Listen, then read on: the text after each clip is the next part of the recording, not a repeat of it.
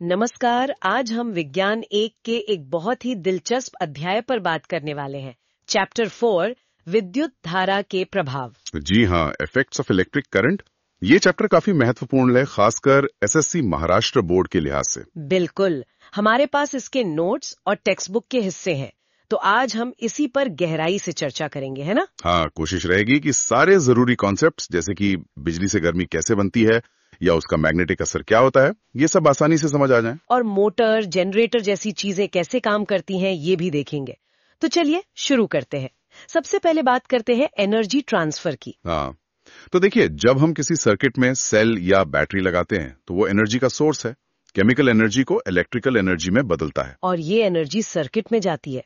किताब में एक डायग्राम भी है, उसमें सेल, तार, बल्ब या रेजिस्टर, एमीटर, वोल्टमीटर सब लगे होते हैं। क्यों? सेल के पोटेंशियल डिफरेंस VAB के तहत सर्किट में घूमता है, तो सेल उस चार्ज पर VAB गुणा Q जितना काम करता है। यही एनर्जी वो सर्किट को देता है। अच्छा। और ये एनर्जी कितनी तेजी से मिलती है, मतलब पावर। हाँ, पावर यानी शक्ति। हाँ, वो होती है एनर्जी प्रति यूनिट टाइम। तो P is equal to energy time is equal to VAB QT। और Q बटा T तो करंट आई होता है ना? एकदम सही। तो P बराबर VAB I बन गया, मतलब power is equal to voltage गुना करंट। इसकी यूनिट होती है वॉट। वॉट। और ओम का नियम V बराबर IR इस्तेमाल करके इसे बदल भी सकते हैं? हाँ बिल्कुल, अगर V की जगह IR रखें तो P बराबर IR I is equal to I square R। ये बहुत काम का है। I square R। और अगर I की जगह VR रखें? तो P बराबर VR is equal to V square बटा R। ये तीनों फॉर्मूले पावर के ही हैं, बस अलग अलग सिचुएशन में काम आते हैं। ठीक है। तो ये जो पावर है जो रेजिस्टर या बल्ब को मिलती है, उसका होता क्या है? वो गर्मी बन जाती है? बिल्कुल, रेजिस्टर उस इलेक्ट्रिकल एनर्जी को हीट एनर्जी में बदल देता है, इसीलिए तो बल्ब गर्म हो जाता है या हीटर काम करता है। यही है बिजली का ऊष्मीय प्रभाव, हीटिंग इफेक्ट। अच्छा। और इसी से जुड़ा है जूल का नियम, जूल्स लॉ ऑफ हीटिंग। हाँ जी, जूल का नियम बताता है कि कितनी हीट H पैदा होगी, क्योंकि पावर एनर्जी प्रति टाइम है। तो एनर्जी यानी heat is equal to power गुणा time, H is equal to PT। तो H is equal to VIT भी होगा। सही। और P की जगह I स्क्वायर R रखें तो H is equal to I square RT। ये वाला फॉर्मूला तो बहुत इंपॉर्टेंट है। हाँ, ये बहुत जरूरी है। H is equal to I square RT। इससे साफ पता चलता है कि हीट करंट के स्क्वायर पर, रेजिस्टेंस पर और टाइम पर निर्भर करती है। स्क्वायर पर मतलब करंट थोड़ा भी बढ़ा तो हीट बहुत ज्यादा बढ़ जाएगी। एकदम, करंट दुगुना तो हीट 4 गुना। इसीलिए ज्यादा करंट से तार खतरनाक रूप से गर्म हो सकते हैं। और इसका इस्तेमाल हम कहाँ कहाँ देखते हैं रोजमर्रा की जिंदगी में? इन सब में यही सिद्धांत काम करता है। इनमें जो तार इस्तेमाल होता है वो कुछ खास होता है। हाँ, उनमें नाइक्रोम जैसी मिश्र धातु का इस्तेमाल होता है। नाइक्रोम की रेजिस्टिविटी मतलब प्रतिरोधकता बहुत ज्यादा होती है, तो वो ज्यादा हीट पैदा करता है। और बल्ब का फिलामेंट वो टंगस्टन का होता है। टंगस्टन क्यों? क्योंकि टंगस्टन का मेल्टिंग पॉइंट गलनांक बहुत ही ऊंचा होता है, लगभग 3400 डिग्री सेल्सियस से भी ज्यादा। इसलिए वो बिना पिघले बहुत तेज गर्म होकर रोशनी दे सकता है। समझ गए। अच्छा, इसी हीटिंग इफेक्ट का इस्तेमाल सेफ्टी के लिए भी होता है फ्यूज वायर में। हाँ बिल्कुल, फ्यूज वायर एक सेफ्टी डिवाइस है। ये ऐसे मटेरियल का बना होता है जिसका मेल्टिंग पॉइंट कम हो। और इसे सर्किट में लगाते कैसे हैं? इसे हमेशा सर्किट में सीरीज में लगाते हैं, ताकि सारा करंट उसमें से होकर जाए। तो अगर करंट बहुत ज्यादा हो जाए, शॉर्ट सर्किट या ओवरलोडिंग से, तो fuse wire H is equal to I square RT के हिसाब से जल्दी से गर्म होकर पिघल जाता है, सर्किट टूट जाता है और हमारे महंगे उपकरण जैसे टीवी, फ्रिज वगैरह बच जाते हैं। लेकिन आजकल तो घरों में फ्यूज की जगह वो MCB ज्यादा दिखते हैं ना? हाँ, MCB यानी मिनिएचर सर्किट ब्रेकर। ये एक तरह के ऑटोमेटिक स्विच हैं। जब करंट एक लिमिट से ज्यादा होता है तो ये ट्रिप कर जाते हैं, मतलब सर्किट को बंद कर देते हैं। और इन्हें दोबारा चालू किया जा सकता है। फ्यूज तो बदलना पड़ता था। सही कहा। MCB को बस स्विच ऑन करना होता है फॉल्ट ठीक करने के बाद। ये ज्यादा सुविधाजनक है। एक और चीज, बिजली के बिल में जो यूनिट लिखा होता है वो क्या है? वो एनर्जी की कमर्शियल यूनिट है। एक यूनिट मतलब 1 किलोवाट घंटा। किलोवाट घंटा। हाँ, मतलब अगर 1 किलोवाट यानी 1000 वॉट का कोई उपकरण 1 घंटे तक चले तो वो 1 यूनिट बिजली खर्च करेगा। जूल में बदलें तो 1 किलोवाट घंटा होता है 3.6 गुणा 10 की घात 6 जूल। अच्छा, 3.6 मिलियन जूल, काफी एनर्जी है। हाँ, बिजली कंपनियां इसी यूनिट के हिसाब से बिल भेजती हैं। चलिए, तो ये तो हुआ हीटिंग इफेक्ट। अब आते हैं दूसरे बड़े प्रभाव पर, विद्युत धारा का चुंबकीय प्रभाव, मैग्नेटिक इफेक्ट। ये भी बहुत ही दिलचस्प है, मतलब बिजली और चुंबक का रिश्ता। इसकी खोज किसने की थी? ओर्स्टेड ने। हाँ, हांस क्रिश्चियन ओर्स्टेड ने करीब 1820 में उन्होंने एक्सीडेंटली देखा कि जब तार में करंट बह रहा था तो पास रखी कंपास की सुई हिलने लगी। अच्छा, मतलब करंट से मैग्नेटिक फील्ड बनी जिसने सुई को हिलाया। बिल्कुल, ये क्रांतिकारी खोज थी। इसने साबित किया कि इलेक्ट्रिसिटी और मैग्नेटिज्म अलग अलग नहीं बल्कि जुड़े हुए हैं। किताब में इसका प्रयोग भी दिया है। करंट ऑन तो सुई हिली, करंट ऑफ तो वापस आ गई, करंट की दिशा बदली तो सुई दूसरी तरफ हिली। तो हर तार जिसमें करंट बह रहा है वो एक चुंबक की तरह व्यवहार करता है ना? हाँ, उसके चारों ओर एक मैग्नेटिक फील्ड होती है। एकदम। इस फील्ड की दिशा कैसे पता करते हैं? अगर तार सीधा हो तो? सीधे तार के लिए राइट हैंड थंब रूल, दाहिने हाथ के अंगूठे का नियम। वो कैसे? मान लीजिए आपने तार को दाहिने हाथ में ऐसे पकड़ा कि अंगूठा करंट की दिशा में है, तो आपकी मुड़ी हुई उंगलियां मैग्नेटिक फील्ड लाइंस की दिशा बताएंगी। ये लाइंस तार के चारों ओर गोल चक्कर में होती हैं, संकेंद्रित वृत्त। अच्छा, और अगर तार सीधा ना होकर गोल लूप जैसा हो? तो लूप के हर छोटे हिस्से पे यही नियम लगाइए। आप देखेंगे कि लूप के अंदर फील्ड लाइंस लगभग एक ही दिशा में घुसती हैं और केंद्र के पास काफी सीधी और मजबूत होती हैं। और सोलेनॉइड, वो जो तार की लंबी कुंडली होती है, उसके अंदर फील्ड कैसी होती है? सोलेनॉइड के अंदर, खासकर बीच वाले हिस्से में, मैग्नेटिक फील्ड बहुत खास होती है। फील्ड लाइंस लगभग सीधी, एक दूसरे के पैरेलल और बराबर दूरी पर होती हैं। इसका मतलब? इसका मतलब है कि सोलेनॉइड के अंदर मैग्नेटिक फील्ड बहुत स्ट्रॉन्ग और लगभग यूनिफॉर्म यानी एक समान होती है। ये बिल्कुल एक बार मैग्नेट यानी छड़ चुंबक की तरह काम करता है, जिसका एक सिरा नॉर्थ पोल और दूसरा साउथ पोल बन जाता है। ये तो बहुत उपयोगी लगता है। तो हमने देखा कि करंट से मैग्नेटिक फील्ड बनती है। अब इसका उल्टा सोचें, अगर हम एक करंट वाले तार को किसी बाहरी मैग्नेटिक फील्ड में रख दें तो उस तार पर एक फोर्स लगता है, एक धक्का लगता है। अच्छा, क्यों? ये करंट की मैग्नेटिक फील्ड और बाहरी मैग्नेटिक फील्ड के बीच इंटरैक्शन का नतीजा है। किताब में इसका भी एक्सपेरिमेंट है। दो मैग्नेट के बीच एक तार लटकाओ, उसमें करंट भेजो तो तार हिलने लगता है। और इस फोर्स की दिशा कैसे पता चलेगी? इसके लिए भी कोई रूल है? हाँ, इसके लिए है फ्लेमिंग का लेफ्ट हैंड रूल, वामहस्त नियम। लेफ्ट हैंड रूल, वो कैसे काम करता है? अपने बाएं हाथ की पहली 3 उंगलियां, अंगूठा, तर्जनी पहली उंगली और मध्यमा बीच वाली उंगली को एक दूसरे के परपेंडिकुलर मतलब 90 डिग्री पर फैलाइए। ठीक है, फैला ली। अब अगर तर्जनी उंगली मैग्नेटिक फील्ड की दिशा में हो और मध्यमा उंगली करंट की दिशा में हो, तो अंगूठा उस तार पर लगने वाले फोर्स की दिशा बताएगा। Force, field, current. B magnetic field का सिंबल होता है। हाँ, या FMC याद रख सकते हैं, father, force, mother, magnetic field, child current. ये नियम बहुत जरूरी है। और क्या इसी नियम पर हमारी इलेक्ट्रिक मोटर काम करती है? बिल्कुल सही। इलेक्ट्रिक मोटर का यही असास है। वो इलेक्ट्रिकल एनर्जी को मैकेनिकल एनर्जी मतलब घूमने वाली एनर्जी में बदलती है। मोटर में होता क्या क्या है? मोटर में एक आर्मेचर होता है, मतलब एक आयताकार कुंडली, रेक्टेंगुलर कॉइल, जो तारों से लपेटी होती है। ये कुंडली 2 शक्तिशाली चुंबकों के बीच रखी होती है, नॉर्थ और साउथ पोल के बीच। ठीक, फिर इस कुंडली में करंट भेजा जाता है। अब लगाइए फ्लेमिंग का लेफ्ट हैंड रूल। कुंडली की जो 2 लंबी भुजाएं हैं, उन पर मैग्नेटिक फील्ड और करंट के कारण फोर्स लगता है। और ये फोर्स कुंडली को घुमाता है? हाँ, एक भुजा पर फोर्स ऊपर लगता है तो दूसरी पर नीचे। ये दोनों फोर्स मिलकर कुंडली को घुमा देते हैं। लेकिन कुंडली आधा चक्कर लगाकर रुक क्यों नहीं जाती? उसे लगातार कौन घुमाता है? यही पर आता है कमाल का पार्ट, स्प्लिट रिंग कम्यूटेटर और कार्बन ब्रश। स्प्लिट रिंग मतलब टूटा हुआ छल्ला? हाँ, एक छल्ली के 2 आधे हिस्से जो कुंडली के सिरों से जुड़े होते हैं और कुंडली के साथ घूमते हैं।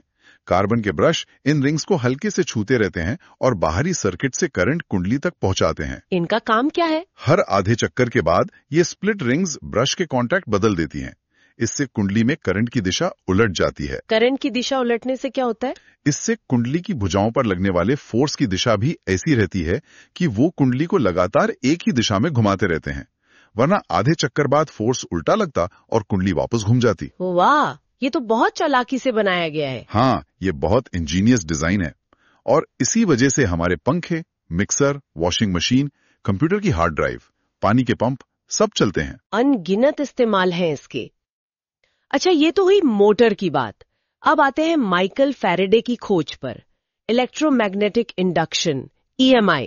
जी हाँ, विद्युत चुंबकीय प्रेरण, ये मोटर का लगभग उल्टा है। उल्टा मतलब? मोटर में हम बिजली देकर मूवमेंट पैदा करते हैं।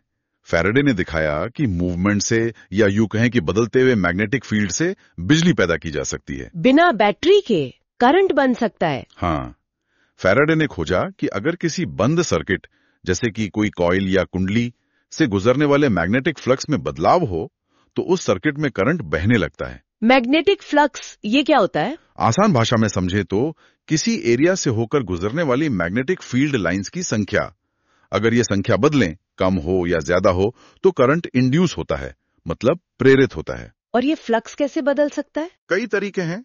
आप एक कॉइल के पास मैग्नेट को तेजी से अंदर बाहर करें, या मैग्नेट को स्थिर रखकर कॉइल को हिलाएं, या फिर एक कॉइल के पास रखी दूसरी कॉइल में बहने वाले करंट को बदलें। इन सब तरीकों से पहली कॉइल से जुड़ा फ्लक्स बदलेगा और उसमें करंट आ जाएगा। किताब में गैल्वेनोमीटर वाले प्रयोग हैं शायद इसी के। वो सुई हिलने लगती है। हाँ, गैल्वेनोमीटर छोटी सी करंट को भी पकड़ लेता है। जब आप मैग्नेट हिलाते हैं तो गैल्वेनोमीटर की सुई हिलती है, जिसका मतलब है कि सर्किट में करंट इंड्यूस हुआ है। जब हिलाना बंद कर देते हैं तो सुई वापस जीरो पर आ जाती है। मतलब करंट तभी तक बनता है जब तक फ्लक्स बदल रहा हो। बिल्कुल, only during the change in flux.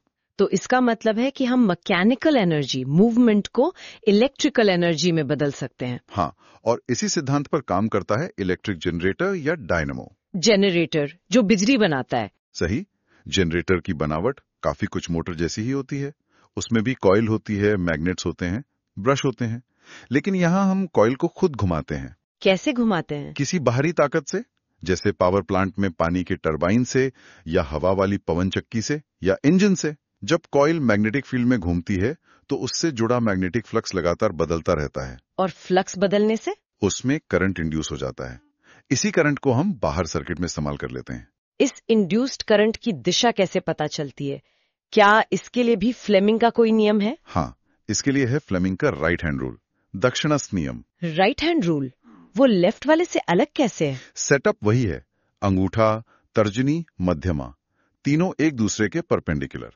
लेकिन यहां अगर तर्जनी मैग्नेटिक फील्ड की दिशा में हो और अंगूठा कॉइल के घूमने की दिशा बताए, तो मध्यमा इंड्यूस्ड करंट की दिशा बताएगी। अच्छा, तो लेफ्ट हैंड रूल मोटर के लिए फोर्स पता करने को, और राइट हैंड रूल जनरेटर के लिए इंड्यूस्ड करंट पता करने को। ये दोनों नियम तो पक्का याद रखने होंगे। हाँ, ये परीक्षा के लिए बहुत महत्वपूर्ण है, फ्लेमिंग के दोनों नियम। किताब में AC और DC जनरेटर के बारे में भी लिखा है। इनमें क्या फर्क है? मेन फर्क होता है कम्यूटेटर के डिजाइन में। अच्छा। AC यानी ऑल्टरनेटिंग करंट जनरेटर में स्लिप रिंग्स होती हैं। ये पूरे छल्ले होते हैं। इनसे जो करंट बाहर आता है वो लगातार अपनी दिशा बदलता रहता है, आधा चक्कर एक दिशा में, आधा चक्कर दूसरी दिशा में। इसी को ऑल्टरनेटिंग करंट कहते हैं। और DC जनरेटर में?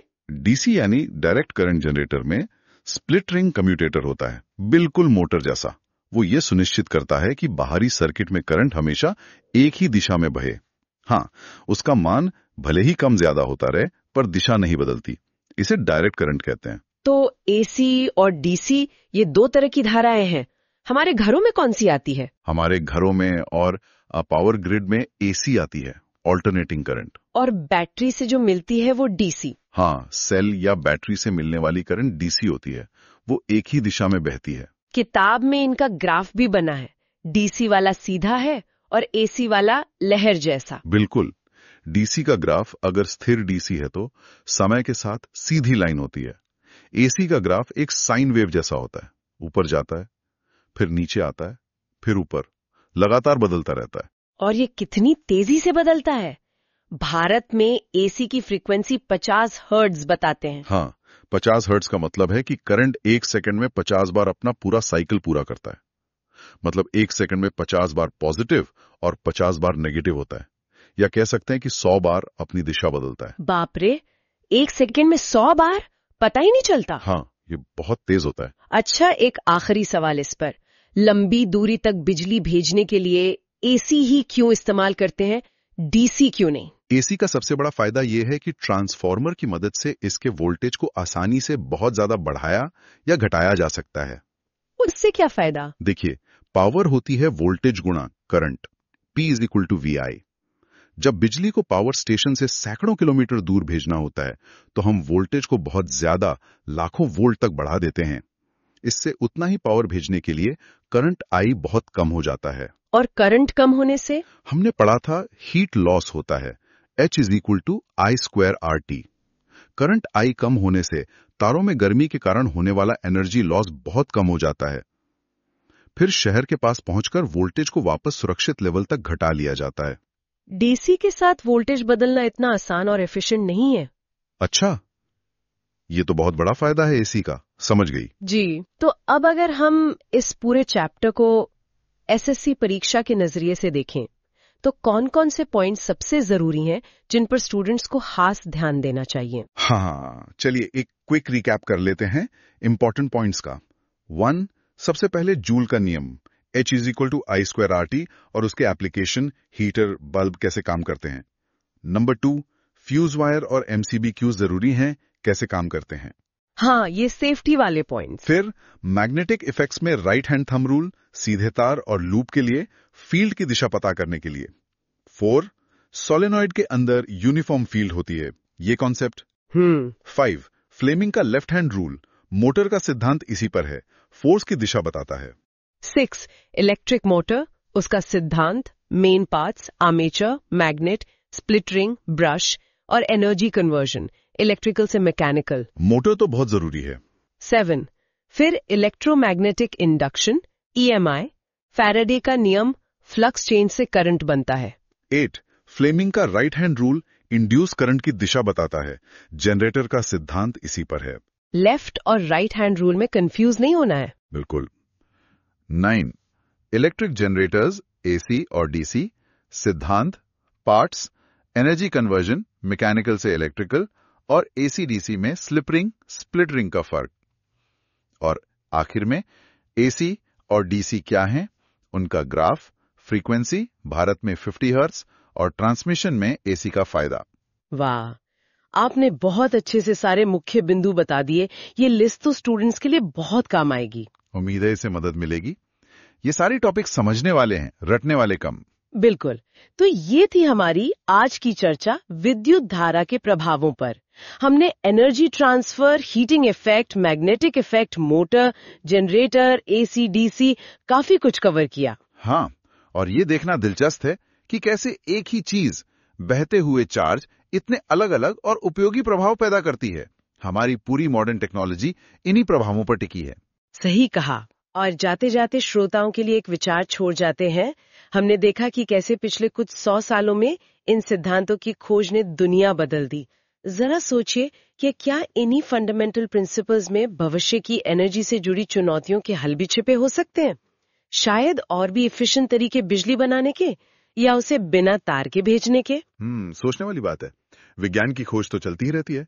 क्या पता अगला बड़ा ब्रेक थ्रू इन्हीं बेसिक कॉन्सेप्ट्स की किसी नई समझ से आ जाए। बिल्कुल। इसी विचार के साथ आज के लिए बस इतना ही। धन्यवाद। धन्यवाद।